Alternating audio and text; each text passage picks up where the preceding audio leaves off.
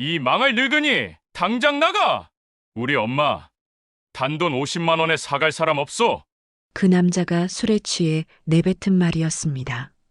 벽 하나를 사이에 두고 들려오던 욕설과 깨지는 소리, 그리고 그 사이로 섞여 들어온 노모의 흐느낌. 그 순간 나는 온몸이 얼어붙는 걸 느꼈습니다. 저 할머니의 모습이 마치 몇십 년 전에 나와 겹쳐 보였으니까요. 다음 날 나는 그 남자의 앞에 섰습니다. 그럼 제가 사겠습니다. 그 어머니, 제게 파세요. 사람들은 모두 미쳤다고 했습니다. 하지만 그 순간 나는 알고 있었습니다. 이건 충동이 아니라 숙명이었다는 걸. 그리고 그 선택이 내 인생의 두 번째 시작이 될 줄은 그 누구도 몰랐습니다. 사연 시작 전에 무료로 할 수 있는 구독과 좋아요를 눌러주시면 제게 큰 힘이 됩니다. 그날은 싸늘한 바람이 옷깃을 파고드는 늦가을이었습니다. 저는 제 운전기사가 모는 검은 세단 뒷자리에 앉아 빠르게 스쳐 지나가는 창밖 풍경을 무심히 바라보고 있었습니다. 강남의 화려한 빌딩 숲을 벗어나자 풍경은 점차 빛을 잃고 잿빛으로 변해갔습니다. 수십 년의 세월이 켜켜이 쌓인 낡은 동네. 제가 운영하는 건설사의 다음 재개발 사업 후보지 중 한 곳을 답사하기 위해 가는 길이었습니다. 보고서의 딱딱한 숫자와 지도만으로는 알 수 없는 그 땅이 품고 있는 진짜 목소리를 듣고 싶었습니다. 내비게이션이 안내하는 목적지에 가까워질수록 제 심장은 이유 없이 세차게 뛰기 시작했습니다. 잊었다고 생각했습니다. 아니, 잊기 위해 지난 45년을 악착같이 살아왔습니다. 하지만 익숙한 골목 어귀가 눈에 들어오는 순간 저는 저도 모르게 마른 침을 삼켰습니다. 김 기사, 저기 골목 입구에 잠시만 차 좀 세워줘요. 묵직한 차 문을 열고 내리자 퀴퀴한 곰팡이 냄새와 축축한 흙 냄새가 코를 찔렀습니다. 45년 전 17에 내가 맡았던 바로 그 냄새였습니다. 부모님을 일찍 여의고 먼 친척이라는 사람의 집에 맡겨진 후 제 이름은 사라지고 야, 거기 너로만 불렸던 지옥. 그 지옥의 냄새였습니다. 골목길은 조금도 변하지 않았습니다. 금방이라도 무너져 내릴 것 같은 낡은 빌라들, 아무렇게나 널린 쓰레기 봉투, 빛바랜 담벼락. 저는 홀린 듯 기억을 더듬어 한 집 앞에 섰습니다. 굳게 닫힌 낡은 철문. 제가 매일 새벽 찬물에 손을 담그며 빨래를 하고 밤늦게까지 구박을 받으며 청소해야 했던 바로 그 집이었습니다. 문틈으로 새어나오는 고요함이 오히려 더 섬뜩하게 느껴졌습니다. 그때였습니다. 바로 옆집, 제가 섰던 그 집과 벽 하나를 사이에 둔 낡은 빌라의 2층에서 지옥의 문이 열리는 듯한 소리가 터져 나왔습니다. 이 망할 늙은이, 당장 나가. 우리 엄마 단돈 50만 원에 사갈 사람 없어? 술에 절어 꼬부라진 발음하지만 그 안에 담긴 증오와 폭력성만큼은 날카로운 비수가 되어 제 심장에 박혔습니다. 쿵, 무언가 벽에 세게 부딪히는 둔탁한 소리는 제 심장을 내려치는 듯했고 와장창, 사기 그릇이 박살나는 날카로운 파열음은 제 귓속 신경을 찢는 것 같았습니다. 그리고 그 모든 소음의 틈새를 비집고 들어오는 늙은 여인의 서러운 흐느낌. 그것은 단순한 울음소리가 아니었습니다. 한평생을 자식에게 쏟아부은 어미가 자신의 존재 자체를 부정당하는 순간에만 터져 나올 수 있는 뼈에서부터 우러나오는 절규였습니다. 그 순간 나는 온몸이 얼어붙는 걸 느꼈습니다. 단순히 시끄러운 소음에 대한 불쾌함이 아니었습니다. 제 등줄기를 타고 소름이 돋고 심장이 차갑게 식어내리는 듯한 그런 종류의 공포였습니다. 창문 너머로 희미하게 보이는 저 할머니의 모습이 마치 45년 전에 나와 겹쳐 보였으니까요. 나는 그때 17살이었습니다. 교복 대신 몸빼 바지를 입어야 했고 책 대신 걸레를 손에 쥐어야 했습니다. 학교는 진작에 그만둬야 했고 제 손은 나이에 맞지 않게 거칠고 투박했습니다. 온몸이 불덩이 같던 어느 날 며칠째 이어진 몸살에 도저히 몸을 가눌 수가 없었지만 친척 아주머니는 제 머리채를 휘어잡고 마당으로 끌고 나갔습니다. 인연이 꾀병을 부려 당장 이 김치 다 안 담가 놓으면 오늘 넌 국물도 없는 줄 알아. 쏟아지는 욕설과 등짝을 후려치는 매질에 정신이 아득해졌습니다. 차가운 시멘트 바닥에 주저앉아 소금에 절여진 배추 포기들 사이에서 소리 없이 눈물만 흘렸습니다. 서러움보다 더 큰 것은 배고픔과 절망이었습니다. 이 지옥에서 나를 구해줄 사람은 아무도 없다는 것. 나는 그저 이 집의 노예처럼 살다 죽을 것이라는 공포. 바로 그때였습니다. 옆집 담벼락 너머로 저를 가만히 지켜보던 한 여인의 눈과 마주친 것은 아이 낳은 지 얼마 안 되어 보이던 젊은 아줌마. 그녀의 눈에는 놀람과 안쓰러움이 가득했습니다. 저는 너무 놀라 황급히 고개를 숙였지만 그 눈빛만큼은 잊을 수가 없었습니다. 그날 밤 끙끙 앓고 있는 제 방문을 몰래 열고 들어와 제 머리에 물수건을 올려주며 함께 밤을 새워준 사람. 그리고 다음 날 자신의 유일한 재산이었을 금반지를 제 손에 쥐어주며 속삭였던 사람. 은수가 이걸로 멀리 도망가. 여기서 더 있다간 정말 큰일 나. 그리고 지금 45년이라는 세월을 뛰어넘어 그날의 절망과 공포가 바로 그 옆집에서 고스란히 재현되고 있었습니다. 늙고 병든 몸으로 자식에게 구박받는 저 할머니의 처지가 그 시절 친척의 발길질 아래서 신음하던 내 모습과 포개졌습니다. 나는 차가운 분노에 휩싸여 차로 돌아왔습니다. 수십억짜리 강남의 아파트도 수백억대 자산도 성공한 사업가라는 명예도 지금 이 순간에는 아무런 위안이 되지 못했습니다. 저 비명을 외면한다면 내 인생 전부가 거짓이 되는 것만 같았습니다. 나는 평생을 과거의 그림자에서 벗어나기 위해 발버둥 쳐왔습니다. 하지만 결국 나는 여전히 17살의 그 지옥에서 한 발짝도 벗어나지 못했던 겁니다. 그날 밤 저는 잠을 이룰 수 없었습니다. 넓고 화려하지만 텅 빈 거실을 하염없이 서성였습니다. 커다란 통유리창에 비친 제 모습을 바라보았습니다. 값비싼 실크 잠옷을 걸친 성공한 사업가 박은숙. 하지만 그 너머로 낡고해진 옷을 입은 채 공포에 떨고 있던 17살의 소녀가 울고 있었습니다. 그 남자의 고함과 노인의 흐느낌이 환청처럼 귓가를 맴돌았습니다.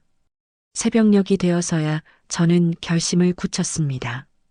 45년 전 누군가 내게 손을 내밀어 주었듯 이제는 내가 그 손을 내밀 차례라고. 그것이 그 지옥에서 나를 살아남게 한 세상에 대한 내 유일한 의무라고. 다음 날 나는 다시 그 지옥의 골목을 찾았습니다. 화려한 세단도 말끔한 정장을 입은 운전기사도 없이 오직 혼자였습니다. 밤새 마신 술이 덜 깬 채 부스스한 얼굴로 문을 열던 김정호는 나를 위아래로 훑어보며 비죽거렸습니다. 아, 어제 저기 서성이던 아줌마 아니슈? 이 아침부터 웬일이실까? 그의 입에서 풍기는 역한 술 냄새와 비아냥거리는 말투에 속이 울렁거렸지만 저는 흔들리지 않았습니다. 내 뒤에 숨어 겁에 질린 눈으로 나를 쳐다보는 저 작고 늙은 여인을 지켜야 했으니까요. 나는 그제야 똑똑히 보았습니다. 멍든 팔, 헝클어진 머리, 모든 것을 체념한 듯 공허한 눈동자. 나는 지갑에서 현금 50만 원을 꺼내 그의 눈앞에 내밀었습니다. 내 손끝이 미세하게 떨리는 것을 느꼈지만 그것은 두려움 때문이 아니었습니다. 마침내 시작될 운명에 대한 전율이었습니다. 그럼 제가 사겠습니다. 그 어머니, 제게 파세요. 김정호의 눈이 탐욕으로 번뜩였습니다. 그는 믿을 수 없다는 듯 저와 돈다발을 번갈아 쳐다보더니 이내 광기 어린 웃음을 터뜨렸습니다. 아, 이 양반이 진짜 돌았나? 줬소. 까짓 거 50만 원에 저 늙은이 당신한테 넘기지. 대신 다시는 내 앞에 나타나서 귀찮게 할 생각 마죠?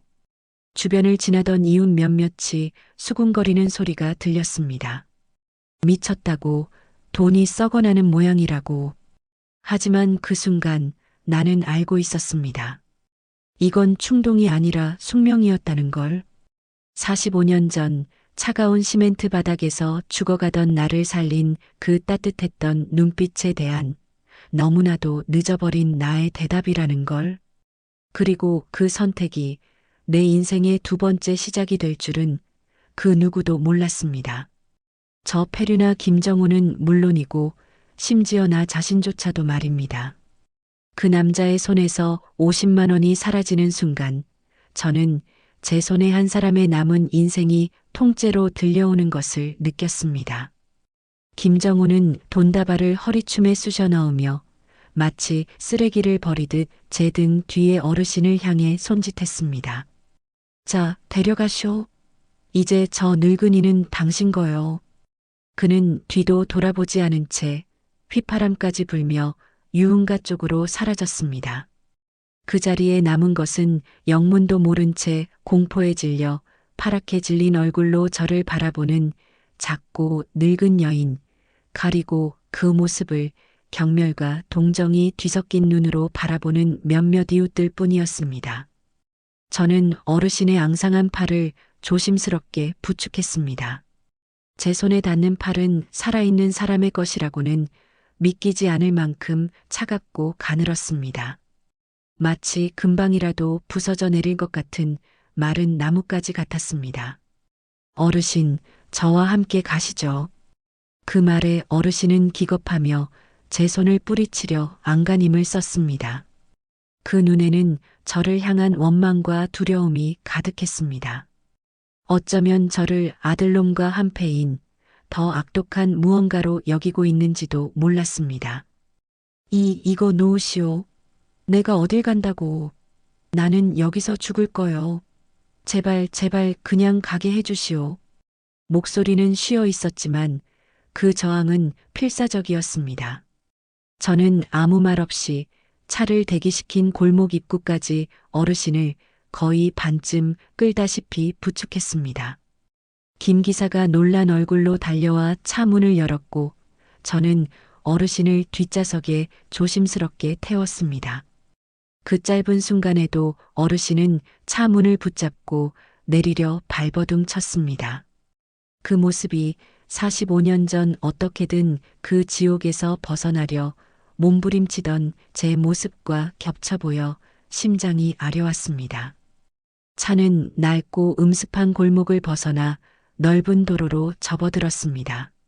한강의 다리를 여러 개 건너고 풍경이 잿빛에서 총천연색으로 바뀌는 동안 차 안에는 숨막히는 침묵만이 흘렀습니다. 어르신은 좌석 한쪽 구석에 몸을 잔뜩 웅크린 채 창밖만 하염없이 바라보고 있었습니다. 그 옆모습에서 더 이상 눈물조차 흐르지 않는 모든 것을 체념한 자의 깊은 절망이 보였습니다. 제 강남 자택의 육중한 철문이 열리고 잘 가꿔진 정원이 모습을 드러냈을 때 어르신의 어깨가 더욱 움츠러드는 것을 느낄 수 있었습니다. 김 기사가 차 문을 열었지만 어르신은 꼼짝도 하지 않았습니다. 마치 거대한 성벽 같은 집의 위용에 압도당한 듯 그저 공포에 질린 눈으로 저를 쳐다볼 뿐이었습니다. 저를 어디로 데려오신 겁니까? 팔려온 값은 제가 평생 일해서 갚겠습니다. 제발 때리지만 말아주십시오. 그 한마디에 제 심장이 쿵 하고 바닥으로 떨어지는 것 같았습니다. 이분에게 세상은 온통 자신을 해하려는 자들 뿐이었던 겁니다. 저는 차 안으로 몸을 숙여 최대한 부드러운 목소리로 말했습니다. 아무것도 하지 않으셔도 됩니다. 여긴 어르신을 해칠 사람이 아무도 없는 곳이에요. 그저 잠시만이라도 편히 쉬게 해드리고 싶을 뿐입니다. 제 말에 어르신은 더욱 이해할 수 없다는 표정을 지었습니다. 저는 어르신의 손을 다시 한번 조심스럽게 잡았습니다. 제 손에 온기가 전해졌는지 어르신은 마지못해 차에서 내렸습니다.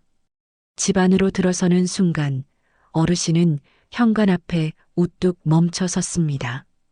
따뜻한 온기와 은은한 방향제 냄새, 대리석 바닥에서 반사되는 눈부신 조명. 평생을 어둡고 차가운 방에서 살아온 이에게는 이 모든 것이 외려 위협적으로 느껴졌을 겁니다. 마침 저를 마중 나온 집안 관리인이 어르신의 남루한 행색을 보고 미간을 찌푸리는 것을 저는 놓치지 않았습니다. 저는 관리인을 옆으로 불러 단호하지만 나지막한 목소리로 명령했습니다. 이분, 오늘부터 내가 모실 아주 귀한 분이시다. 내 어머니께 하듯 예의를 다해 모시도록 해.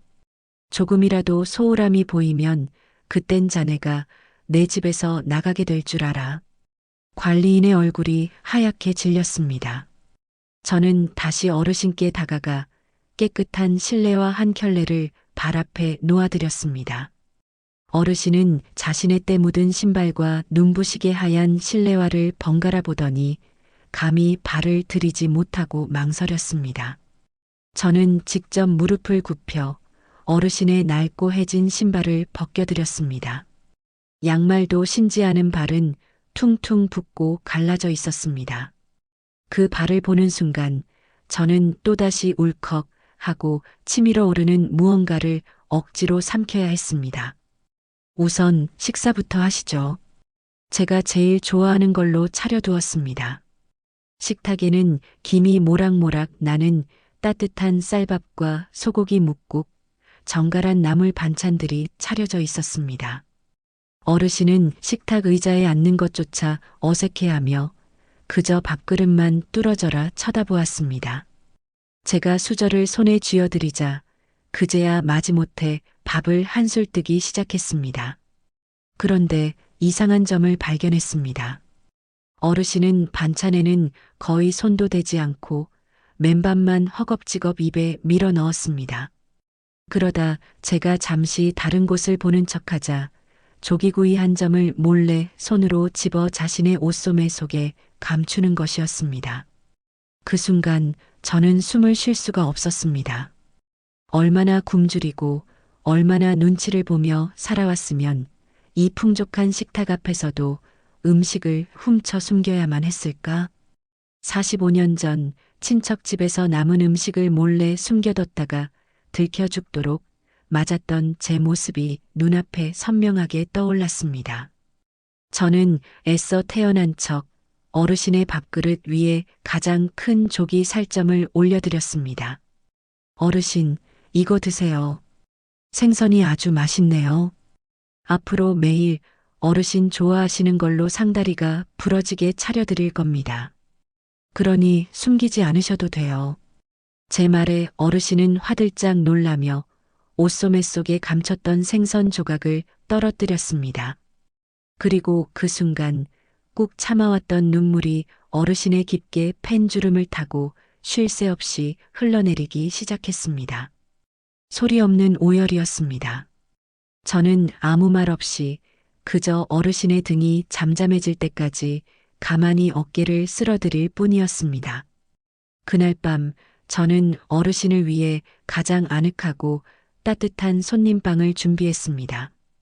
새로 준비한 부드러운 잠옷과 푹신한 거위털 이불. 하지만 어르신은 침대에 누울 생각을 하지 않고 차가운 방바닥에 웅크리고 누우려 했습니다. 이런 좋은 곳에서 제가 어떻게 잠을 잡니까? 저는 그냥 저기 구석에서 쭈그려 자면 됩니다. 안 됩니다, 어르신. 이제 이곳이 어르신 방이에요. 이 침대도, 이 이불도 다 어르신 겁니다. 다시는 차가운 바닥에서 주무시게 하지 않을 겁니다. 제가 강권하다시피 어르신을 침대에 눕히고 이불을 덮어드리자 어르신은 낯선 부드러움에 어쩔 줄 몰라 하며 눈을 감았습니다. 어르신이 잠든 것을 확인하고 방을 나온 저는 곧장 제 서재로 향했습니다. 그리고 망설임 없이 수화기를 들었습니다. 제 회사의 모든 법률 자문을 맡고 있는 대한민국 최고의 로펌 대표 오 변호사였습니다. 오 변호사님, 접니다. 어제 말씀드렸던 건 아니요. 마음 변치 않았습니다. 지금 바로 시작해 주십시오. 우선 그 인간 김정우 명의로 된 모든 재산 내역부터 샅샅이 뒤져주세요. 아마 어르신 명의의 재산을 불법적으로 증여받거나 빼돌린 정황이 분명히 있을 겁니다.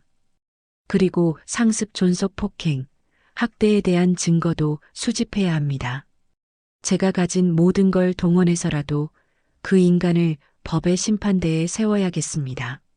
하나도 남김없이 그가 저지른 죗값을 전부 치르게 만들어야 합니다. 수화기 너머로 오 변호사의 침착한 목소리가 들려왔습니다. 제 목소리가 얼마나 분노로 떨리고 있었는지 저는 그때 깨달았습니다. 전화를 끊고 저는 조용히 어르신의 방문을 다시 열었습니다. 어르신은 10년 만에 처음인 듯 뒤척임도 신음소리도 없이 깊은 잠에 빠져 있었습니다. 그 평온한 얼굴을 내려다보는 순간 저는 깨달았습니다. 이것은 단순한 보은이나 복수가 아니라는 것을, 이것은 한 인간의 존엄성을 되찾는 싸움이자 45년 전 지옥 속에서 기적처럼 살아남은 내가 이제 또 다른 누군가에게 기적이 되어 주어야 할 숙명이라는 것을, 싸움은 이제 막 시작되었습니다. 그리고 저는 절대로 물러서지 않을 것입니다. 가을 햇살이 거실 깊숙이 스며드는 나른한 오후였습니다. 어르신은 폭신한 소파에 기대앉아 제 무릎에 덮인 캐시미어 담요의 부드러운 감촉을 연신 손으로 쓸어보고 있었습니다. 제 집에 오신 지 일주일. 그 사이 어르신의 깡마른 뺨에는 희미하게 혈색이 돌기 시작했고 밤마다 끙끙 앓던 신음소리도 잦아들었습니다. 하지만 평온은 언제나 수면 위에 떠있는 얇은 살얼음 같아서 작은 충격에도 금세 깨져버릴 듯 위태로웠습니다. 어르신은 여전히 말이 없었습니다. 그저 제가 건네는 따뜻한 차를 두 손으로 공손히 받아들고 창밖의 감나무에 매달린 주홍빛 감을 하염없이 바라볼 뿐이었습니다. 그 깊이를 알 수 없는 눈동자는 과거의 어느 한 시절에 못 박힌 채 현실의 시간을 따라오지 못하는 듯 했습니다. 저는 묻지 않았습니다. 수십 년간 골마 터진 상처는 한순간에 드러내는 것만으로도 사람의 혼을 빼놓을 수 있다는 것을 제 과거의 경험으로 너무나 잘 알고 있었기 때문입니다. 그저 매일 아침 영양 가득한 전복죽을 쑤어 올리고 점심에는 부드러운 생선살을 발라밥 위에 얹어드렸습니다. 저녁이면 조교기에 어르신의 꽁꽁 엄발을 담가드리고 마른 손등에 보습크림을 듬뿍 발라드리며 하루의 고단함을 덜어드리려 애썼습니다. 제 서툰 손길에 어르신은 매번 고맙습니다. 부인이라며 고개를 숙였지만 그 목소리는 언제나 물안개처럼 희미하게 떨렸습니다. 그 평온을 깬 것은 한 통의 전화였습니다. 발신번호 표시 제한. 불길한 예감에 휩싸여 전화를 받자 수화기 너머로 김정우의 그 기분 나쁜 목소리가 들려왔습니다. 회장님? 우리 엄마 잘 모시고 계신가? 밥은 뭘 먹이는지, 잠은 어디서 재우는지 내가 아주 궁금해 죽겠네. 사람 하나 데려갔으면 그 정도 성의는 보여야 하는 거 아니겠어? 사람 값이라는 게 말이야. 딱 50만 원으로 끝나는 게 아니거든. 그의 목소리에는 노골적인 탐욕과 비열한 협박의 기운이 뱀처럼 또아리를 틀고 있었습니다. 제 피가 차갑게 식는 것을 느꼈습니다. 무슨 말을 하고 싶은 겁니까? 하하, 말기 한번 시원시원해서 좋네. 우리 엄마, 내가 다시 데려가고 싶으면 어떡하지? 아니면 회장님네 회사 앞에 가서 우리 엄마를 50만 원에 팔아넘겼다고 소리라도 질러볼까? 남의 이목 신경 쓰는 양반 같은데 아주 재미있는 구경거리가 될 거야. 안 그래? 원하는 게 뭐죠? 돈. 일주일에 500만 원씩 내 계좌로 꼬박꼬박 보내. 그럼 내가 우리 엄마를 회장님한테 임대해준 셈 쳐줄 테니. 어때? 괜찮은 거래지? 저는 이를 악물었습니다. 제 뒤에서 어르신이 불안한 눈빛으로 저를 쳐다보고 있는 것을 느낄 수 있었습니다. 저는 애써 목소리의 떨림을 감추고 최대한 냉정하게 대답했습니다. 다시는 이런 전화하지 마십시오. 법대로 하고 싶지 않으면. 법? 하? 이 아줌마가 웃기는 소리 하네. 아직도 누가 갑이고 누가 을인지 파악이 안 되나? 당신이 불법으로 우리 엄마를 감금하고 있는 거야. 알기나 해? 내가 경찰에 신고하면 당신만 곤란해져. 김정우는 제멋대로 전화를 끊었습니다. 저는 차갑게 식은 전화기를 든 채 한동안 서 있었습니다. 분노로 온몸이 떨려왔지만 동시에 그의 어리석음이 가소로웠습니다. 그는 이미 오 변호사가 쳐놓은 거미줄 안으로 제 발로 걸어 들어오고 있는 중이었습니다. 이 통화 역시 그의 협박죄를 입증할 또 하나의 증거로 고스란히 녹음되고 있었으니까요. 그날 오후 저는 어르신이 그 지옥 같은 집에서 들고 나온 유일한 짐, 낡고 해진 보따리를 정리하기 시작했습니다. 혹시라도 아들놈이 쳐들어와 행패를 부리기 전에 어르신의 소중한 물건들을 안전한 곳에 보관해둬야겠다는 생각이 들었습니다. 보따리를 풀자 퀴퀴한 조명 냄새와 함께 몇 벌의 낡은 옷까지, 손때 묻은 낡은 성경책, 그리고 작은 나무 상자 하나가 나왔습니다. 나무 상자는 자물쇠도 없이 낡은 끈으로 질끈 묶여 있었습니다. 조심스럽게 끈을 풀고 뚜껑을 열자 그 안에는 어르신의 인생이 고스란히 담겨 있는 듯한 물건들이 들어 있었습니다. 빛바랜 베네 저고리, 남편과 함께 찍었을 법한 낡은 결혼사진, 그리고 그 밑에 깔려있던 아주 작은 흑백 사진 한 장. 저는 무심코 그 사진을 집어들었습니다. 아마도 45년은 좋게 넘어 보이는 손가락 두 마디만 한 크기의 사진이었습니다. 사진 속에는 앳된 얼굴의 젊은 여인, 바로 순자 어르신의 젊은 시절 모습이 담겨 있었습니다. 앳되지만 지금처럼 선한 눈매, 굳게 담은 입술에서 강단이 느껴졌습니다. 저는 그저 어르신의 젊은 시절을 잠시 감상할 뿐이었습니다. 그런데 사진을 뒤집어 보는 순간 제 심장이 쿵 내려앉았습니다. 그곳에는 아무것도 적혀 있지 않았습니다. 깨끗했습니다. 하지만 사진의 가장자리가 오랜 세월 손으로 만진 듯 반질반질하게 달아 있었습니다. 마치 수만 번을 어루만진 것처럼. 어르신은 왜 다른 사진도 아닌 젊은 시절 자신의 사진을 이토록 소중하게 간직해왔던 것일까?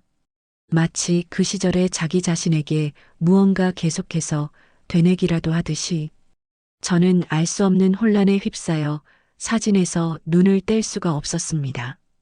그때 소파에 앉아 꾸벅꾸벅 졸고 계시던 어르신이 제 쪽을 쳐다보며 물었습니다. 부인 뭘 그리 보고 계시오? 저는 너무 놀라 저도 모르게 사진을 등 뒤로 감췄습니다. 마치 들켜서는 안 될 비밀을 훔쳐보기라도 한 사람처럼 심장이 세차게 뛰었습니다.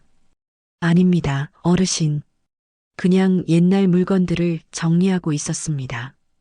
제 말에 어르신은 다시 고개를 돌려 창밖을 바라보았습니다. 하지만 그 눈빛은 더 이상 텅 비어 있지 않았습니다. 아주 희미하지만 분명한 그리움과 슬픔, 그리고 깊은 죄책감이 뒤섞인 복잡한 감정의 그림자가 스쳐 지나가는 것을 저는 보았습니다. 어쩌면 어르신은 제가 무엇을 보고 있었는지 이미 알고 있었던 건지도 모릅니다. 그날 밤 저는 어르신이 잠든 것을 확인하고 서재에서 그 흑백 사진을 다시 꺼내 들었습니다. 스탠드 불빛 아래서 사진을 이리저리 비춰보았습니다. 45년 전 37의 순자 어르신. 그녀는 어떻게 이 사진을 보며 지난 세월을 버텨왔을까? 이 사진을 어루만지며 무슨 생각을 했을까? 그 안에는 어떤 약속과 어떤 후회와 어떤 다짐이 담겨 있는 것일까? 제 손안에 이 작은 흑백 사진 한 장이 앞으로 벌어질 거대한 폭풍의 눈이 될 것이라는 사실을 저는 그때 어렴풋이 직감하고 있었습니다. 이것은 단순한 보은이 아니었습니다. 45년 전 시작된 아직 끝나지 않은 어떤 운명의 한가운데에 내가 서 있다는 불길한 예감이 들었습니다. 그 작은 흑백 사진 한 장은 제 고요하던 세상에 던져진 거대한 돌멩이와 같았습니다. 밤이면 밤마다 저는 서재에 홀로 앉아 스탠드 불빛 아래서 그 낡은 사진을 들여다보았습니다. 젊은 시절 어르신의 단아한 얼굴, 그리고 사진에 반질반질하게 달아버린 모서리. 그것은 마치 수만 번의 밤을 눈물로 어루만진 흔적처럼 보였습니다. 제 심장은 끝을 알 수 없는 심연으로 가라앉는 듯 했습니다. 어르신은 왜 젊은 날 자신의 사진을 보며 그토록 오랜 세월을 버텨왔던 것일까? 그 안에는 어떤 후회와 어떤 다짐이 담겨 있는 것일까? 지난 며칠 저는 어르신이 잠든 밤이면 어김없이 그 시절의 악몽에 시달렸습니다. 차가운 시멘트 바닥, 온몸을 후려치던 매질, 그리고 그 지옥 속에서 저를 향해 손을 내밀던 한 여인. 그 기억의 끝에는 항상 알 수 없는 죄책감에 시달리는 어르신의 얼굴이 맴돌았습니다. 의심의 씨앗은 한번 싹을 틔우자 걷잡을 수 없이 자라나 제 심장을 온통 휘감았습니다. 더 이상은 안 되겠다 싶었습니다. 저는 이 비밀을 반드시 내 손으로 파헤쳐야만 했습니다. 다음 날 아침 저는 제 비서들 중 가장 신임하고 일처리가 칼 같은 박 실장을 집무실로 불렀습니다. 박 실장, 다시 한번 사람을 좀 찾아봐야겠어. 저는 박 실장에게 어르신의 사진을 건네는 대신 제가 아는 모든 정보를 알려주었습니다. 45년 전 내가 살았던 그 동네, 최순자라는 분의 과거를 다시 조사해줘. 특히 1980년 가을 무렵 그분에게 무슨 일이 있었는지, 가족, 친구, 이웃, 돈 문제 그 어떤 것이라도 좋으니 아주 사소한 것 하나까지 전부 알아내. 이번에는 내가 직접 듣지 못했던 그 이면의 이야기를 알아야겠어.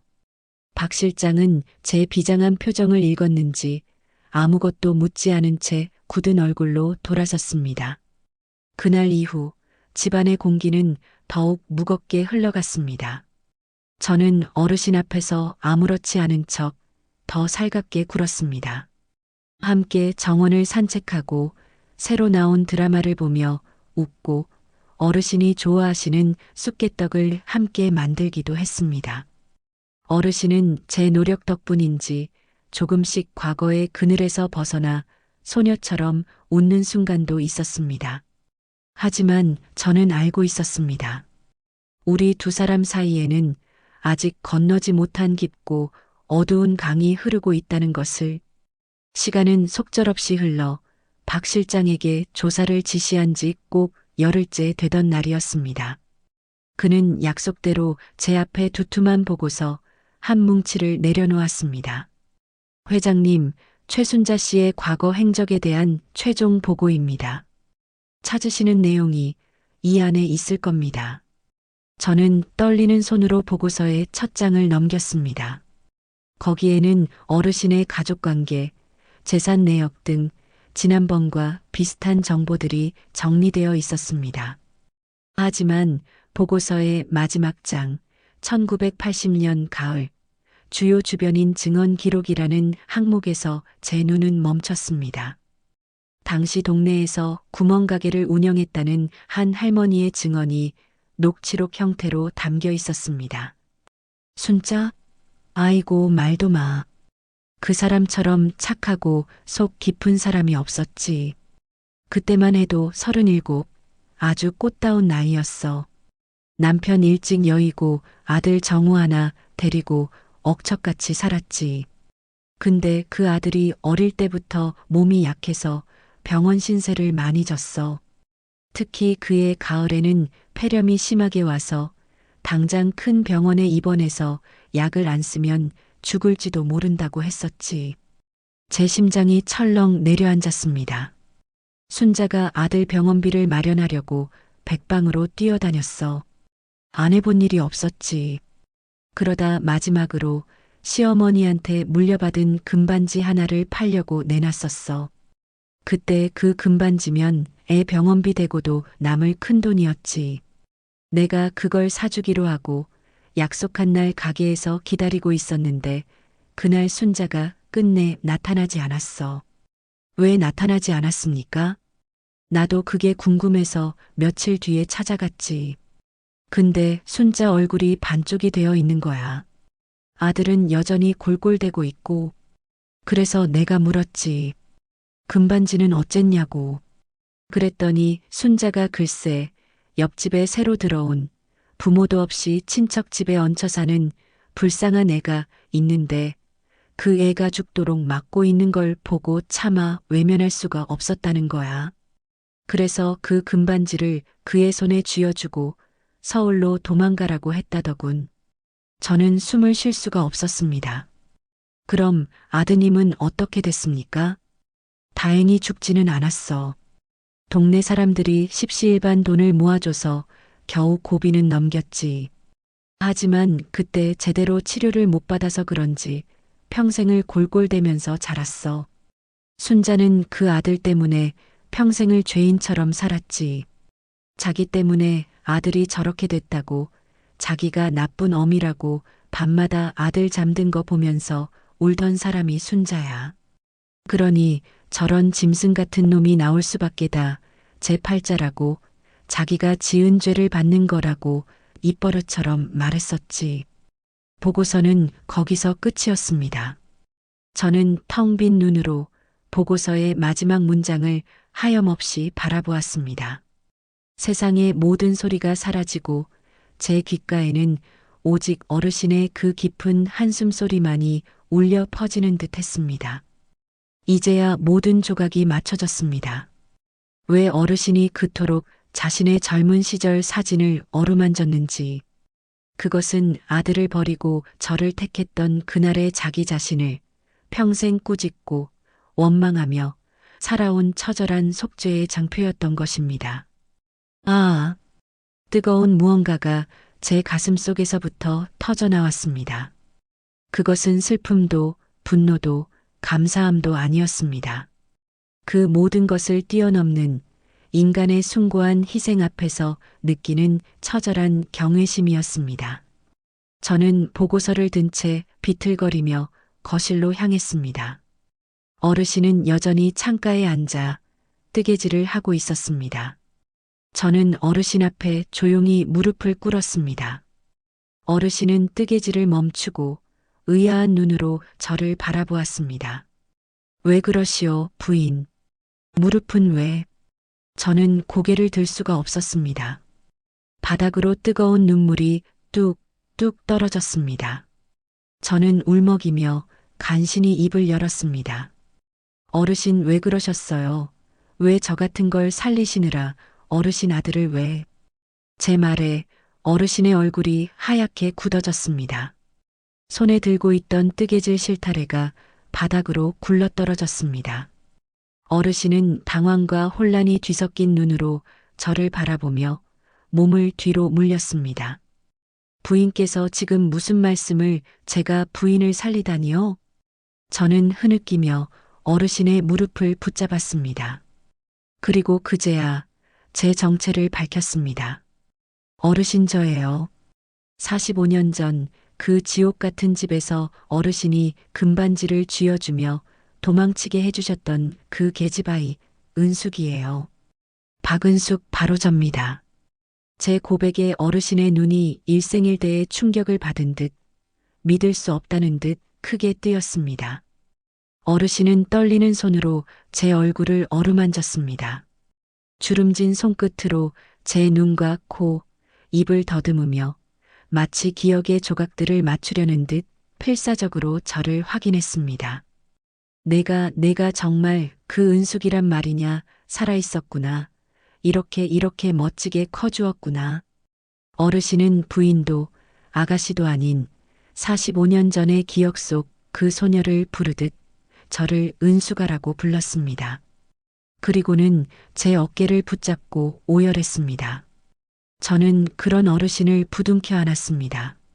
제가 어르신께 평생을 갚아도 모자랄 빚을 졌습니다. 제가 감히 어르신의 그 숭고한 희생을 어떻게 해. 어르신은 제 등을 토닥이며 함께 울었습니다. 아니다, 은수가. 아니다, 다 운명이었지. 하늘이 나를 그리로 보냈던 게야. 그러니 너는 죄책감 가질 것 없다. 그저 살아남아줘서 이렇게 멋지게 커줘서 고맙다. 정말로 고맙다. 저는 어르신의 그 말에 주저앉은 채로 소리내어 울었습니다. 45년 전 저를 살린 것은 단순히 금반지 하나가 아니었습니다. 한 사람의 인생 전부였습니다. 이제 이 싸움의 의미는 완전히 달라졌습니다. 이것은 더 이상 단순한 보은이나 복수가 아니었습니다. 이것은 저를 위해 모든 것을 희생한 한 여인의 빼앗긴 인생을 되찾아주는 제게 주어진 유일하고도 신성한 의무였습니다. 김정호. 그 인간은 이제 내 인생 전부를 걸고서라도 가장 처참하고 고통스러운 방식으로 무너뜨려야만 하는 절대적인 악이 되었습니다. 45년이라는 장구한 세월의 벽이 그 밤 우리 두 사람의 뜨거운 눈물 속에서 비로소 무너져 내렸습니다. 제 품에 안겨 어린아이처럼 서럽게 우는 어르신의 작은 몸을 감싸 안으며 저는 깨달았습니다. 이것은 단순한 인연이 아니었습니다. 제 목숨을 구해낸 이 숭고한 여인의 남은 생을 지키는 것이야말로 하늘이 제게 내린 유일한 숙명이라는 것을. 얼마나 울었을까. 눈물로 범벅이 된 어르신의 얼굴을 닦아드리며 저는 비로소 웃을 수 있었습니다. 어르신 역시 퉁퉁 부은 눈으로 저를 보며 아주 오랜만에, 정말 오랜만에 옅은 미소를 지어 보였습니다. 은수가 내가 은숙이었구나. 이렇게 다시 만나게 될 줄은 꿈에도 몰랐구나. 이제 어르신은 더 이상 저를 부인이라 부르지 않았습니다. 45년 전 앳된 옆집 소녀를 부르던 그 이름으로 저를 불러주었습니다. 그 한마디에 저는 다시 울컥 하고 치밀어 오르는 감정을 애써 억눌러야 했습니다. 다음 날 아침 어르신과 저는 나란히 앉아 처음으로 온전한 대화를 나누었습니다. 하지만 그 대화의 시작은 순탄치 않았습니다. 제가 김정호에 대한 법적 절차를 언급하자 어르신의 얼굴이 다시 굳어졌습니다. 안 된다, 은수가. 그 아이는 그래도 내 아들이다. 내가 낳은 내 자식이야. 걔한테 벌을 주는 건 나를 벌하는 것과 같아. 어르신의 목소리는 단호했지만 그 끝은 위태롭게 떨리고 있었습니다. 아들의 목숨 대신 저를 택했던 죄책감이 45년이 흐른 지금도 어르신을 올가매고 있었습니다. 저는 그런 어르신의 손을 잡고 차분하지만 강한 목소리로 말했습니다. 어르신. 어르신은 저를 살리셨고 저는 어르신 덕분에 지금껏 살아남았습니다. 하지만 김정호 씨는요? 그는 어르신의 남은 인생을 갉아먹고 있습니다. 어르신이 저를 살리셨듯 이제는 제가 어르신을 살려드려야 할 차례입니다. 그게 제가 받은 은혜를 갚는 유일한 길입니다. 제 말에 어르신은 아무 대답도 하지 못하고 그저 마른 입술만 달싹였습니다. 그날 이후 며칠 동안 어르신은 깊은 고뇌에 잠겼습니다. 저는 묵묵히 어르신의 곁을 지키며 그 결정을 기다렸습니다. 그러던 어느 날 밤 어르신이 조용히 제 방으로 찾아왔습니다. 달빛 아래 어르신의 얼굴은 그 어느 때보다 비장해 보였습니다. 은수가 내 말이 맞다. 저 아이는 내가 만든 괴물일지도 모르겠구나. 내 잘못된 선택이 저 아이를 평생 피해 의식 속에서 살게 했을지도 몰라. 그러니 저 아이를 멈추는 것이 어미로서 내가 해줄 수 있는 마지막 속죄인 것 같다. 내 손을 빌려서라도 부디 저 아이를 멈춰다오. 저는 어르신의 그 가슴 아픈 허락을 제 인생의 가장 무거운 명령으로 받아들였습니다.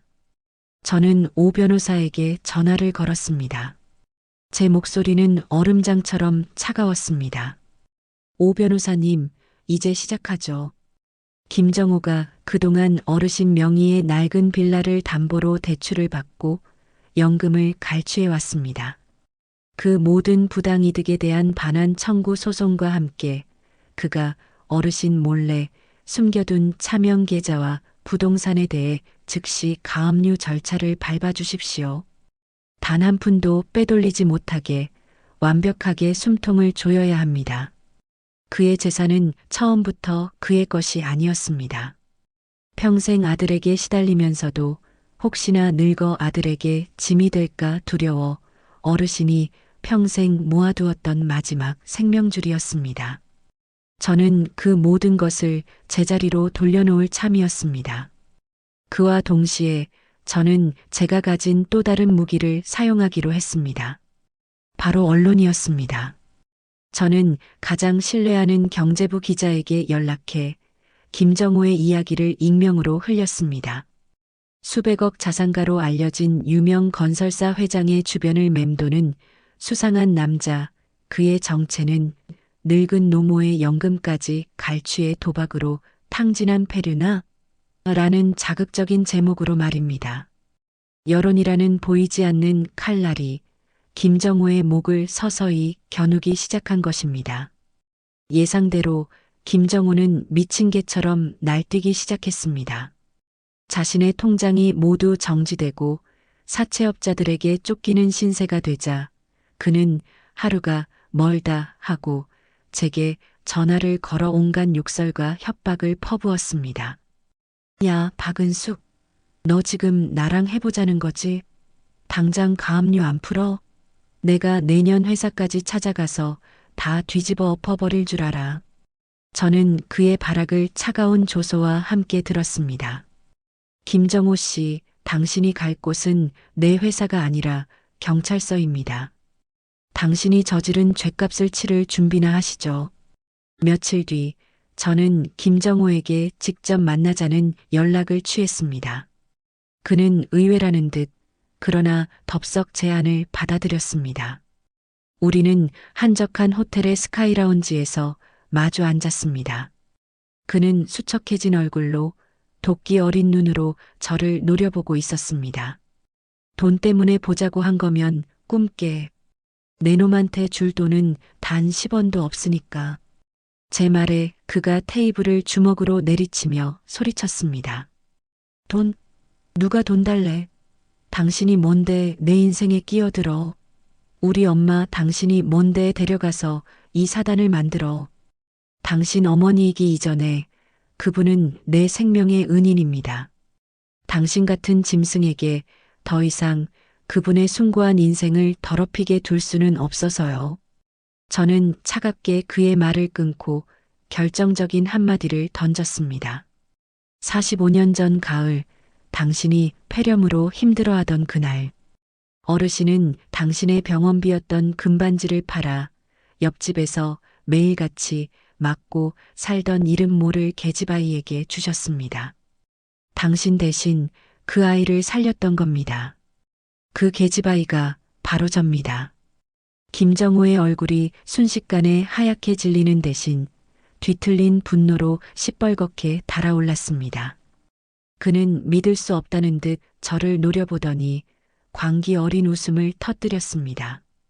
하하, 그랬구나. 내년이었구나.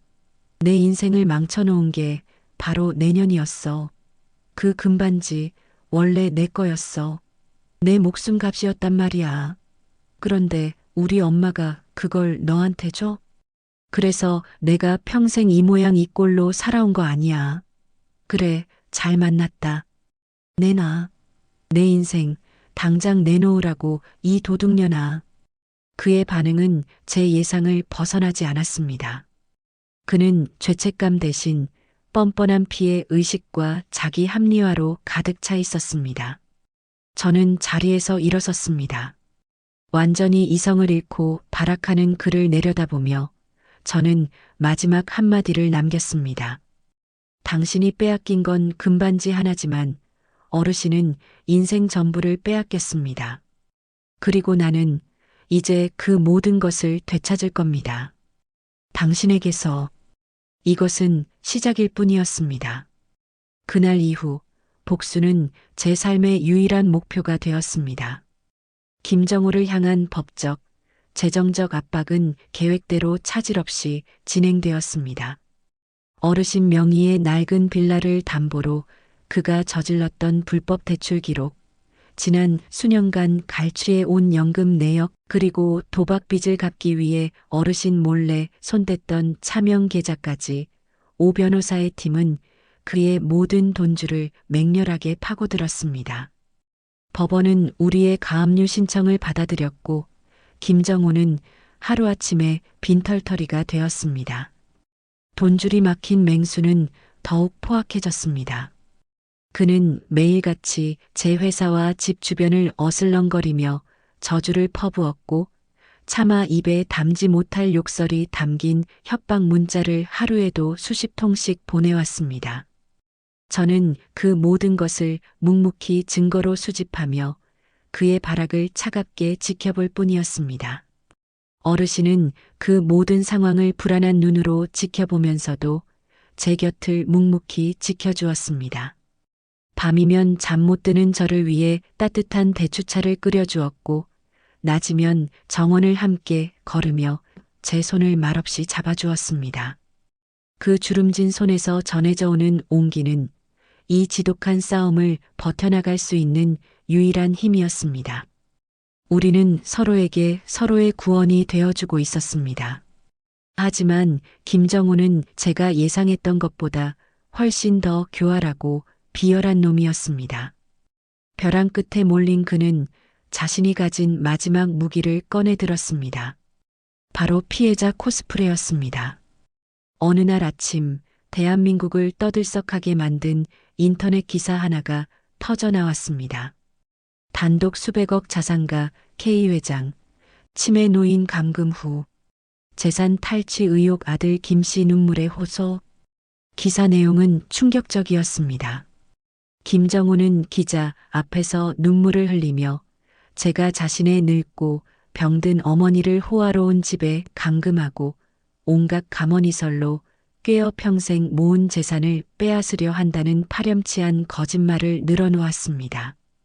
그는 자신을 지극정성으로 어머니를 모시려 했지만 돈에 눈이 먼 악덕 기업가에게 모든 것을 빼앗긴 비운의 효자처럼 포장했습니다. 심지어 45년 전 제가 은인이라고 말했던 그 금반지 사건마저 철없는 시절 옆집 누나가 불쌍해줬던 용돈 정도로 왜곡하며 저를 배은망덕한 사람으로 만들었습니다. 기사가 터져 나오자 세상은 순식간에 뒤집혔습니다. 사람들은 성공한 여성 사업가라는 제가면 뒤에 숨겨진 추악한 탐욕을 비난하기 시작했고 제 회사의 주가는 폭락했습니다. 수십 년간 피땀 흘려 쌓아 올린 제 모든 것이 그 짐승 같은 놈의 거짓 눈물 몇 방울에 송두리째 무너져 내리고 있었습니다. 그날 밤 저는 처음으로 오 변호사에게 화를 냈습니다. 이게 어떻게 된 일입니까? 언론 통제 제대로 하고 있었던 거 맞아요? 죄송합니다, 회장님. 상대가 작정하고 지라시 매체부터 터뜨리는 바람에 막을 수가 없었습니다. 지금은 오히려 섣불리 대응했다간 논란에 기름을 붓는 격이 될 수 있습니다. 저는 입술을 깨물었습니다. 분노로 온몸이 떨렸지만 이성을 잃어서는 안 되었습니다. 김정우가 원하는 것은 바로 이것, 제가 흥분해서 실수를 저지르는 것이었을 겁니다. 그때였습니다. 서재 문이 조용히 열리고 어르신이 들어왔습니다. 어르신의 손에는 제가 그토록 찾아 헤맸던 바로 그 낡은 나무 상자가 들려 있었습니다. 은수가 다 봤다. 어르신은 제 앞에 상자를 내려놓으며 나지막이 말했습니다. 그 눈빛은 더 이상 불안에 떨지 않았습니다. 슬픔과 분노, 그리고 단단한 결의가 그 깊은 눈 안에서 이글거리고 있었습니다. 저놈이 감히 내게 이런 누명을 씌우는구나. 이 늙은 어미를 방패 삼아 제 목숨을 구해준 은인에게 칼을 꽂아 내가 저놈을 잘못 키웠다. 내 죄가 너무나도 크다. 어르신은 상자를 열었습니다. 그리고 그 안에서 빛바랜 통장 하나를 꺼내 제게 건넸습니다. 이건 내가 떠난 후 내가 평생을 모은 돈이다. 식당 일을 하고 남의 집 허드렛 일을 하면서 밥을 굶고 옷 한 벌 사입지 않으면서 악착같이 모은 돈이야. 언젠가 정호가 아빠 없이 자란 서름을 딛고 일어설 때 집이라도 한 채 마련해주고 싶어서. 하지만 저놈은 이 돈마저 도박으로 모두 날려버렸지. 이건 저놈이 내게서 훔쳐간 내 피와 눈물이 담긴 증거다. 저는 떨리는 손으로 그 통장을 받아들었습니다. 통장에는 수십 년간 100원, 1000원씩 입금된 기록과 어느 순간부터 귀신같이 돈이 빠져나간 처절한 기록이 고스란히 남아 있었습니다. 그리고 은수가 내일 기자들을 불러다오. 저는 놀라 어르신을 바라보았습니다. 어르신? 내가 직접 말해야겠다. 저 아이의 죄를 이 어미가 직접 밝혀야겠어. 그것이 저 아이에게 그리고 너에게 내가 할 수 있는 마지막 속죄다. 어르신의 목소리에는 한치의 흔들림도 없었습니다. 아들을 향한 마지막 미련을 끊어내고 오직 진실만을 위해 서기로 결심한 한 인간의 숭고한 결의가 담겨 있었습니다. 저는 어르신의 손을 마주 잡았습니다. 이제 이 싸움은 더 이상 저 혼자만의 싸움이 아니었습니다. 다음 날 아침 저는 제 회사의 모든 법무팀과 홍보팀을 동원해 긴급 기자회견을 준비했습니다. 수많은 카메라와 기자들이 회견장을 가득 메웠습니다. 그리고 약속된 시간, 저는 휠체어에 앉은 어르신을 모시고 수많은 플래시 세례를 받으며 단상 위로 올라섰습니다.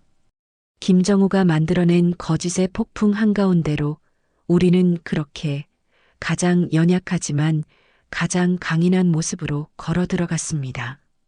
이제 진실의 시간이 시작될 것이었습니다. 수백 개의 카메라 플래시가 폭죽처럼 터지는 기자회견장 단상 위, 저는 휠체어에 앉은 어르신의 어깨를 단단히 감싸 안았습니다. 김정우가 만들어낸 거짓의 폭풍, 그 한가운데로 우리는 가장 연약하지만 가장 강인한 모습으로 걸어 들어갔습니다. 어르신 하실 수 있습니다. 제 나지막한 속삭임에 어르신은 결심이 선 듯 고개를 끄덕였습니다. 마이크 앞에 선 어르신은 잠시 숨을 골랐습니다.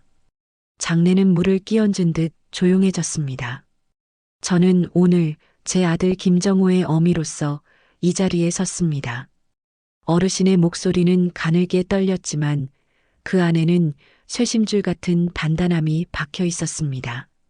세상 사람들은 저를 아들에게 재산을 빼앗기는 불쌍한 치매 노인이라 하고 제 곁에 박은숙 회장을 파렴치한 꽃뱀이라 욕하는 것을 압니다.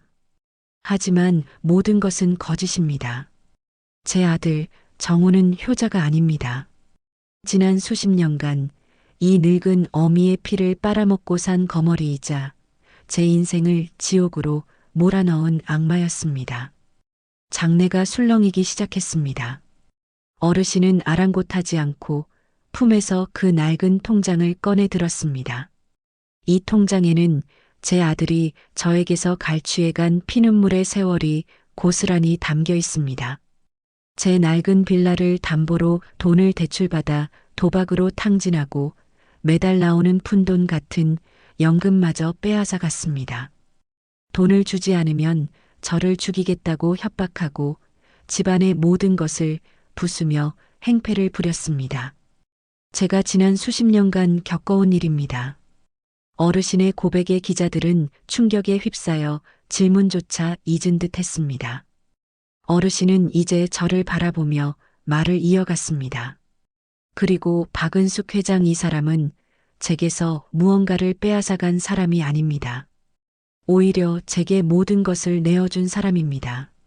45년 전 제 아들이 폐렴으로 죽어가던 그날 저는 아들의 목숨값이었던 금반지를 옆집에서 매일같이 맞고 살던 한 불쌍한 계집아이에게 쥐어주며 도망치라고 했습니다. 그 아이를 살리기 위해 제 아들을 외면했습니다. 그리고 그 죄책감으로 평생을 살아왔습니다. 그런데 그 아이가 바로 이 박은숙 회장이었습니다. 모든 카메라가 일제히 저를 향했습니다. 저는 쏟아지는 플래시 세례를 묵묵히 받아내며 어르신의 옆을 지켰습니다. 이 사람은 저를 그 지옥에서 구해준 생명의 은인입니다. 저를 위해 자신의 인생 전부를 걸었던 제게 이제는 자신의 모든 것을 걸고 제 인생을 되찾아 주려는 유일한 사람입니다. 그러니 부디 더 이상 이 사람을 욕하지 말아 주십시오. 모든 죄는 제 아들 김정호와 그런 아들을 괴물로 키워낸 이 어미에게 있습니다. 어르신은 그 말을 끝으로 깊게 고개를 숙였습니다. 그 순간 기자회견장의 모든 기자들이 약속이라도 한 듯 자리에서 일어나 박수를 치기 시작했습니다. 그것은 동정도 연민도 아니었습니다. 수십 년의 세월을 홀로 버텨온 한 여인의 숭고한 용기에 대한 존경과 찬사였습니다. 그날 이후 세상은 완전히 뒤집혔습니다. 어르신의 눈물 어린 고백은 모든 언론의 헤드라인을 장식했고 김정호의 파렴치한 거짓말은 만천하에 드러났습니다. 여론은 싸늘하게 돌아섰고 김정호는 대한민국에서 가장 추악한 페류나로 낙인 찍혔습니다. 제 회사의 주가는 다시 치솟았고 오히려 위기를 극복하고 진실을 밝힌 용기 있는 기업으로 칭송받았습니다. 모든 것을 잃은 김정호는 도간에 든 쥐가 되었습니다. 사채업자들이 그의 집과 회사로 몰려들었고 그를 따르던 이들도 모두 등을 돌렸습니다. 그는 완전히 고립되었습니다. 저는 그가 마지막 발악을 할 것이라 예상했습니다. 그리고 그 예상은 틀리지 않았습니다.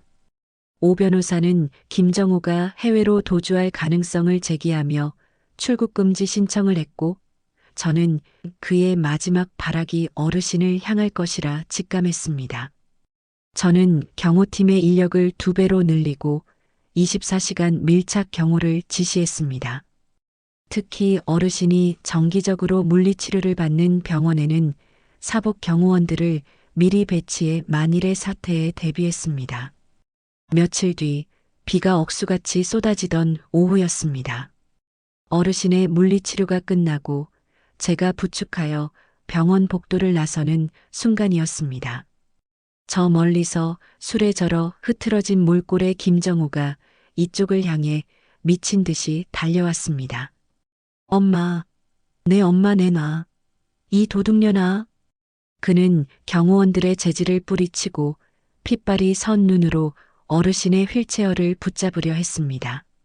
엄마, 나랑 가. 전현말 듣지 말고 나랑 가자고.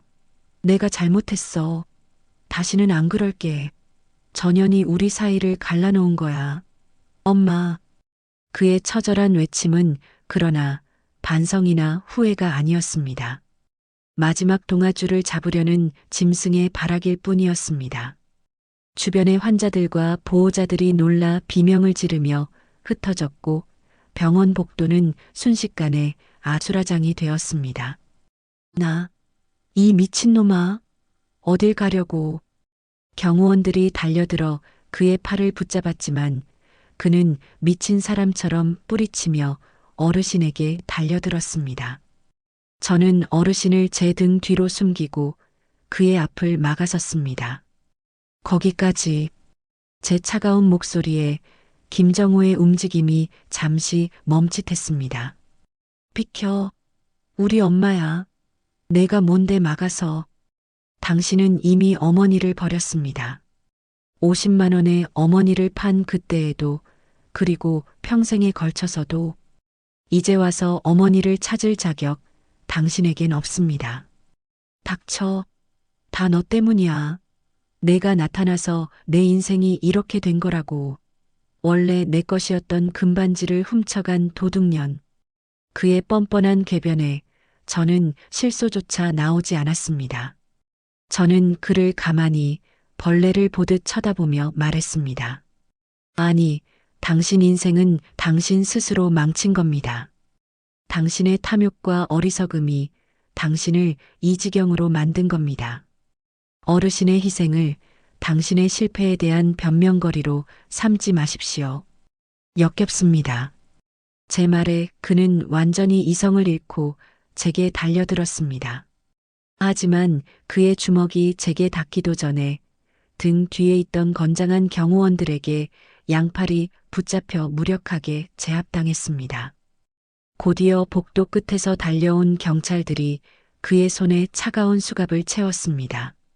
박은숙, 이게 같은 것, 내가 나가서 반드시 죽여버릴 거야. 내가 너 가만 안 둬. 그는 끌려나가는 마지막 순간까지 저주를 퍼부었지만 그 목소리는 더 이상 위협적이지 않았습니다. 그저 패배한 개가 짖는 소리처럼 공허하게 들릴 뿐이었습니다. 그의 추악한 마지막 모습은 주변에 있던 수많은 사람들의 휴대폰 카메라에 고스란히 담겼고 실시간으로 인터넷에 퍼져나갔습니다. 모든 것이 끝났습니다. 저는 주저앉아 떨고 있는 어르신에게 다가가 그 작고 여린 몸을 힘껏 껴안았습니다. 이제 다 끝났습니다, 어르신. 이제 정말 다 끝났어요. 어르신은 제 품에 안겨 참아왔던 울음을 터뜨렸습니다. 저 역시 어르신의 등을 토닥이며 뜨거운 눈물을 흘렸습니다. 길고 길었던 지옥 같았던 싸움이었습니다. 창밖으로 어느새 비가 그치고 있었습니다. 칠흑 같던 어둠이 걷히고 동쪽 하늘부터 서서히 새로운 아침이 밝아오고 있었습니다. 그것은 우리 두 사람에게 주어진 두 번째 인생의 시작을 알리는 눈부신 여명이었습니다. 김정호가 수많은 취재진 앞에서 수갑을 찬 채 경찰서로 끌려 들어가는 모습은 전국의 모든 뉴스 채널을 통해 생중계되었습니다. 카메라 플래시가 끊임없이 터지는 가운데 그는 고개를 푹 숙인 채 비틀거리며 걸어갔습니다. 기자들의 날카로운 질문 세례가 쏟아졌지만 그는 한마디 대답도 없이 입술만 굳게 다물고 있었습니다. 패배한 짐승처럼 울부짖던 그의 마지막 모습은 길고 길었던 싸움의 끝을 알리는 상징적인 장면이 되었습니다. 경찰차 문이 닫히는 순간 저는 어르신의 손을 꽉 잡았습니다. 어르신의 손은 차갑게 떨리고 있었습니다. 그날 이후 법적인 절차는 일사천리로 진행되었습니다. 어르신이 용기 내어 건네준 낡은 통장과 오 변호사 팀이 확보한 수많은 증거들, 그리고 사회적 여론은 김정호가 빠져나갈 모든 길을 막아버렸습니다. 검찰은 신속하게 기소했고 언론은 연일 이 사건을 보도했습니다. 효도를 가장한 폐륜, 노모를 착취한 사기꾼, 탐욕의 눈먼 불효자라는 제목들이 신문 일면을 장식했습니다. 재판이 열리던 날 법정은 방청객들로 가득 찼고 저와 어르신은 가장 앞자리에 앉아 그 모든 과정을 지켜보았습니다. 어르신은 떨리는 손으로 무릎 위에 손수건을 꽉 쥐고 계셨고 저는 그 옆에서 어르신의 어깨를 토닥이며 힘을 보탰습니다. 자신의 죄가 낱낱이 드러나자 김정호는 최후의 변론에서 뒤늦게 눈물을 흘리며 선처를 호소했습니다. 어린 시절에 불우했던 환경과 어머니에게 버림받았다는 피해의식, 그리고 성공한 여자에게 모든 것을 빼앗겼다는 뻔뻔한 변명까지. 그는 목이 메인 듯한 목소리로 자신이 얼마나 불쌍한 피해자인지를 늘어놓았습니다. 하지만 검사는 냉정하게 반박했습니다. 피고는 친모를 폭행하고 협박하고 재산을 갈취했습니다. 어떤 과거도 이런 범죄를 정당화할 수 없습니다. 방청석에서는 동의한다는 듯 고개를 끄덕이는 사람들이 보였습니다. 하지만 그의 악어의 눈물에 동정하는 사람은 아무도 없었습니다. 오히려 그의 뻔뻔함에 분노하는 표정들만이 가득했습니다. 결국 재판부는 김정호에게 존속상해, 협박, 재산 갈취 등 모든 혐의를 인정하여 징역 15년이라는 중형을 선고했습니다. 판사는 엄숙한 목소리로 말했습니다. 피고는 자신을 낳아주고 길러준 어머니를 오랜 세월 착취하고 학대했습니다. 이는 결코 용납될 수 없는 중대한 범죄입니다. 법봉이 내리쳐지는 순간 어르신은 제 손을 잡은 채 조용히 눈을 감았습니다. 그 눈가로 뜨거운 눈물 한 방울이 흘러내렸습니다. 그것은 승리의 기쁨도 복수의 통쾌함도 아니었습니다. 제 손으로 아들을 감옥에 보낸 어미의 참척의 눈물이었습니다.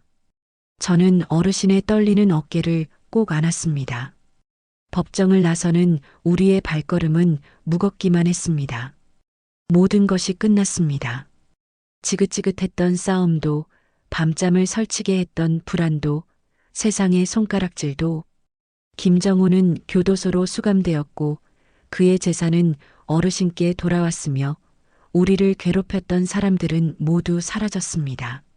하지만 제 마음속에는 통쾌함 대신 휑한 바람만이 불었습니다. 마치 인생의 전부였던 목표가 사라져버린 듯한 허탈감이었습니다.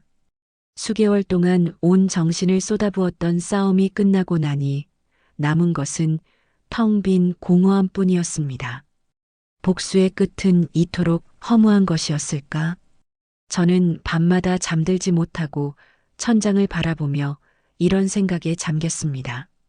그날 이후 저와 어르신에게는 평온한 일상이 찾아왔습니다. 아침이면 함께 정원을 가꾸고 점심이면 맛있는 음식을 만들어 나누어 먹고 저녁이면 나란히 앉아 드라마를 보며 웃고 울었습니다. 어르신은 장미를 키우는 것을 좋아하셨고 저는 허브를 심어 요리에 사용했습니다.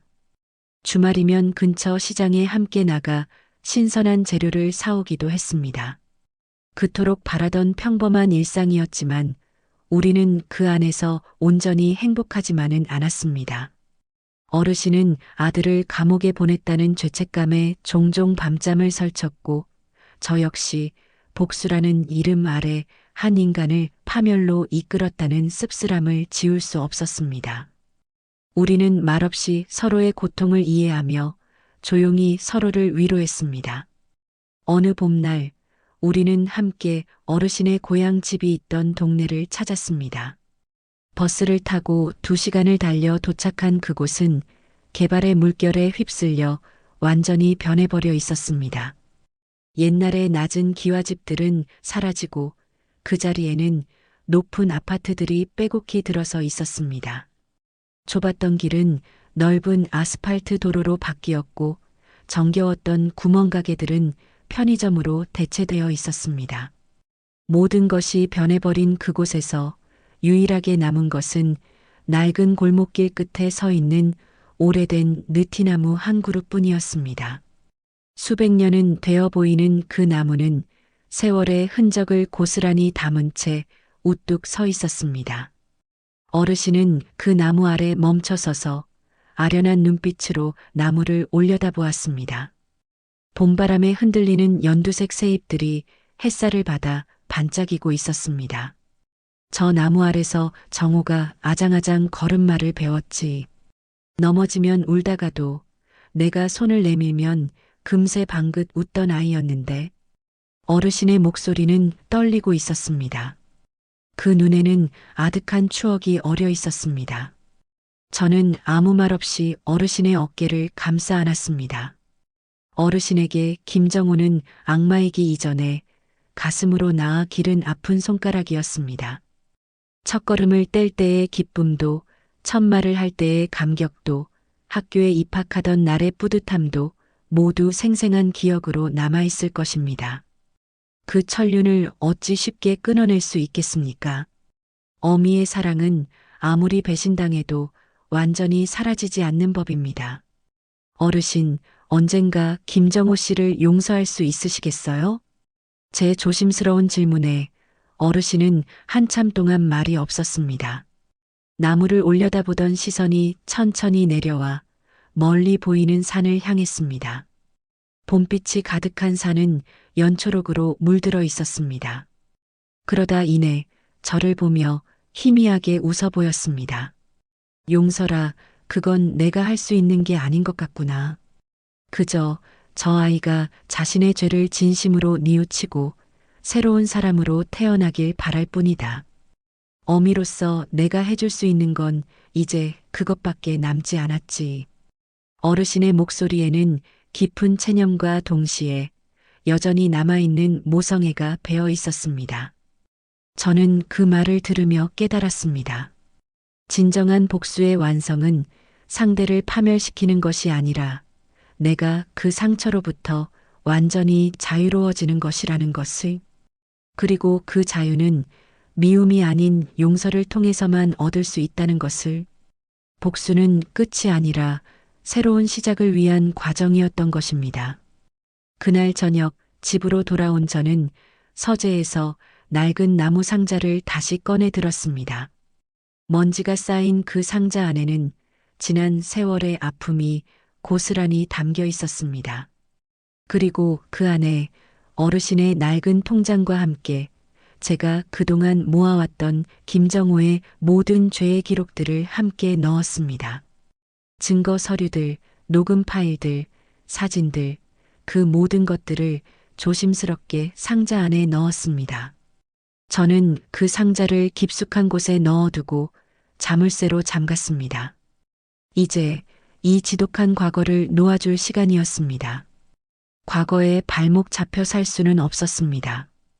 우리에게는 앞으로 살아갈 미래가 남아 있었으니까요. 며칠 뒤 저는 어르신과 함께 조용한 시골 마을의 작은 집으로 이사했습니다. 넓고 화려하지만 외로웠던 저택을 떠나 따스한 햇살이 드는 작은 마당이 있는 집이었습니다. 집은 작았지만 아늑했고 마당에는 꽃을 심을 수 있는 넉넉한 공간이 있었습니다.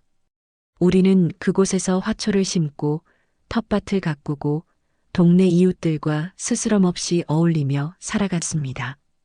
어르신은 고추며 상추를 심으셨고 저는 토마토와 가지를 키웠습니다.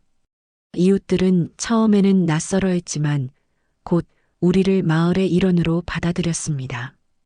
동네 할머니들과 함께 장을 보러 가기도 하고 마을 잔치에 참여하기도 했습니다. 그곳에서의 삶은 단순했지만 진정으로 평화로웠습니다.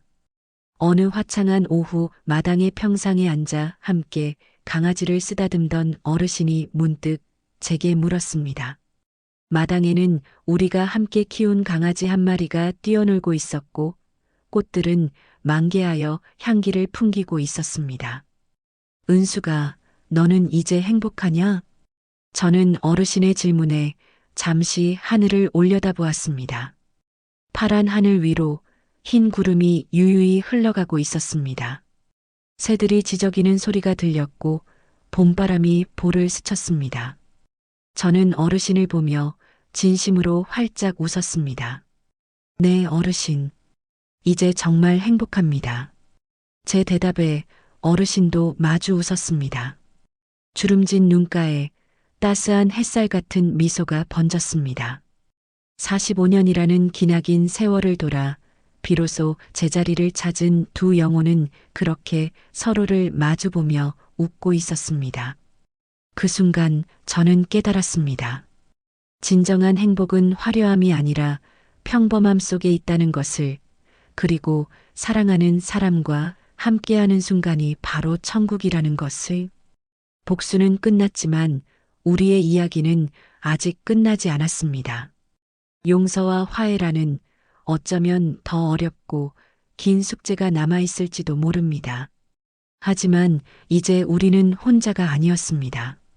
서로의 상처를 보듬고 서로의 온기에 기대며 우리는 함께 남은 인생을 걸어갈 것입니다. 그리고 그 길의 끝에는 분명 눈부신 햇살이 우리를 기다리고 있을 것이라 저는 믿어 의심치 않았습니다. 어둠 끝에는 반드시 빛이 오듯이 고통 끝에는 반드시 평화가 찾아오는 법입니다. 우리의 긴 여정은 이제 새로운 장을 맞이하고 있었습니다. 이 이야기는 복수와 용서가 인간의 삶에 어떤 의미를 갖는지, 그리고 진정한 자유는 어디서 오는지를 보여주고 있습니다. 은숙과 어르신처럼 깊은 상처를 받았을 때 우리는 분노와 복수심에 사로잡힐 수 있습니다. 하지만 중요한 건 그 후 우리가 어떤 선택을 하느냐입니다. 복수로 끝을 맺을 것인가, 아니면 용서를 통해 진정한 평화를 찾을 것인가. 어쩌면 여러분 주변에도 용서를 구하는 사람이 있을지도 모릅니다. 혹은 여러분 자신이 누군가를 용서해야 할 수도 있겠죠. 김정호처럼 천륜을 저버린 사람을 용서하기란 결코 쉽지 않습니다. 하지만 어르신이 보여주셨듯이 용서는 상대를 위한 것이 아니라 나 자신을 자유롭게 하기 위한 것입니다. 미움의 굴레에서 벗어나 비로소 진정한 행복을 찾을 수 있으니까요. 과거는 바꿀 수 없지만 미래는 우리의 손에 달려 있습니다.